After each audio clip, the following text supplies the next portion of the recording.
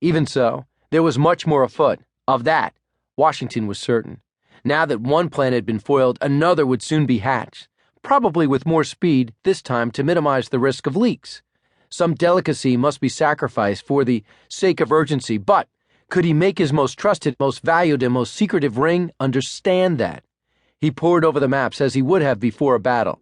Perhaps there was a way to convey messages across the Hudson River or via Staten Island. He wrote as much to Talmadge, urging him to talk to Culper Sr. about such an option, hoping to impress upon the ring the importance of timely reports. The Culpers, meanwhile, were enjoying something of a reprieve from their oppressive worries that had plagued them of late. Colonel Simcoe had left his reluctant hosts, the Townsends, and led the Queen's Rangers back to the mainland in an effort to capture George Washington. They had failed, and Simcoe was now being held prisoner by the Americans. Woodhull, no doubt voicing the sentiments of numerous people, concluded his letter to Talmadge on December 12, 1779. Were I now in the state of New Jersey without fear of law or gospel, I would certainly kill Colonel Simcoe for his usage to me. In the same message, he included a blank sheet containing a stained letter from Townsend, with whom he wrote he planned to celebrate Christmas. Holiday leisure was a luxury the commander-in-chief could ill afford, as the fate of the entire revolution rested upon his shoulders. Even as Woodhull wrote that his fears are much abated, Washington felt a growing sense of urgency to see the cracks in New York's armor pursued even more aggressively. Matters in the southern colonies showed signs of deteriorating come spring, which meant that his attention and resources would even be more divided and strained. If the British were plotting any offensive maneuvers from the city, he wanted to be prepared. Washington must have communicated his urgency to the ring because Amos Underhill visited Townsend's shop with increasing frequency and, starting in mid-January 1780, appeared in his ledger 4 times in just over 3 weeks.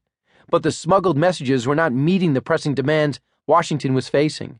Events were accelerating rapidly, and the laborious means of conveying the letters out of occupied New York and Long Island into Connecticut and overland to Washington's camp was too slow. Instead of providing new information, the Culper's intelligence was now providing verification of facts the general had already learned. His accounts are intelligent, clear, and satisfactory, consequently would be valuable, but owing to the circuitous route through which they are transmitted, I derive no immediate or important advantage from them, Washington wrote Talmadge on February 5th. And, as I rely upon his intelligence, the only satisfaction I derive from it is that other accounts are being confirmed or corrected by his, after they have been some time received. He was not unsympathetic to the tremendous challenges his ring faced, most specifically, the risk Culper Jr., who lived and worked in the heart of British operations, endured every day. I am sensible of the delicacy of this situation, and the necessity of caution, Washington added to his letter, as if realizing the harsh tone of his criticism in the preceding lines directed to his favorite spy.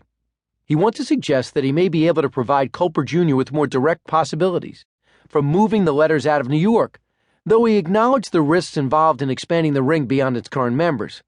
I have hitherto forborne, and am yet unwilling to mention persons to him as the vehicles of conveyance, lest they should not prove so trustworthy and prudent as we could wish. A few weeks later, Woodhull found himself writing back to Washington, informing the general of detailed ship movements, as well as warning him of even more potential risk from greatly increased scrutiny and enemy presence in Setauket. 2 regiments is to be stationed in this town.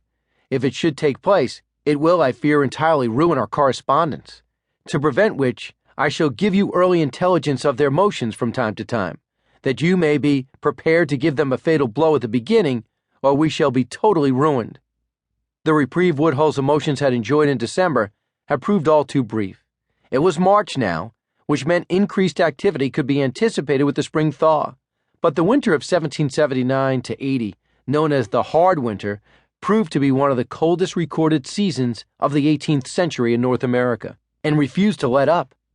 The weather took a turn for the worse, with tumultuous spring storms thwarting several efforts to convey letters to Washington, explaining that the Culpers had taken seriously his concerns regarding the speed of their reports. Under increased pressure to perform, Woodhull once again let his nerves get the best of him, as he attempted to count and recount the blank sheets of paper that had come to him as part of his last batch of goods.